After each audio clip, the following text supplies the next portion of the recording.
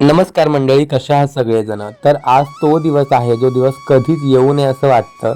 तर आज आमच्या गणपती बाप्पांचं विसर्जन होतं.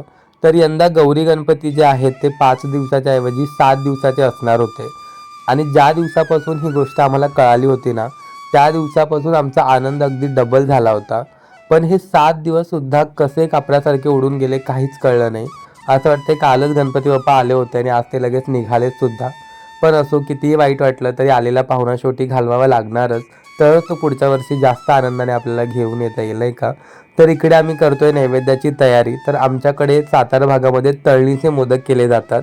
आणि एक गंमत सांगतो तुम्हाला, ज्यावेळेस आमचं लग्न झालं होतं ना, त्यावेळेस प्रियंकाला मोदक हा प्रकार अजिबात जमत नव्हता. कारण त्यांच्याकडे गणपती वगैरे काहीच बसत नव्हते. पण आज लग्नानंतर 4 वर्षानंतर प्रियंका माझ्यापेक्षा एकदम परफेक्ट मोदक बनवते. तर हा जो जास्त कळीचा मोदक दिसतोय ना तुम्हाला, तो प्रियंकाने बनवला आणि माझा मोदक बघा कसा दिसतोय त्याच्या पुढे. तर मोदक करून घेतले प्रियंकाने, लगेचच ते तळून घेतले आणि मग आम्ही रेडी झालो. तर आज जी प्रियंकाने साडी घातली आहे ती मी आमच्या वेडिंग ॲनिव्हर्सरीला म्हणजे लग्नाच्या पहिल्या वाढदिवसाला तिला घेतली होती. ती तिला अजिबात आवडली नव्हती आणि 4 वर्षानंतर तिने आज पहिल्यांदा घातली. तर एवढी वाईट आहे का ती साडी? कमेंट करून नक्की सांगा. तर जाताना गणपती बाप्पाला आमच्याकडे साखर भाताचा नैवेद्य दाखवतात. तो नैवेद्य दाखवून घेतला आणि गणपती बाप्पांचा चेहरा ना आज मला थोडासा उतरल्यासारखा वाटत होता. तुम्हाला तो वाटतोय का? कमेंट करून नक्की सांगा. आणि हीच ती गणपती बाप्पांची शेवटची आरती, जी अजिबात करावीशी वाटत नाही. कारण ही आरती करताना खूप इमोशनल झाल्यासारखं वाटतं, अगदी गहिवरून आल्यासारखं वाटतं.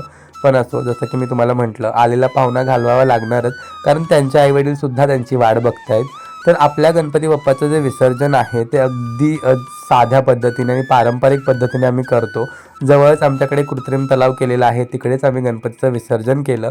आणि जाताना गणपती बाप्पांना एकच गोष्ट सांगेन की आनंदाने जा आणि आमच्या पदरातही भरपूर आनंद देऊन जा.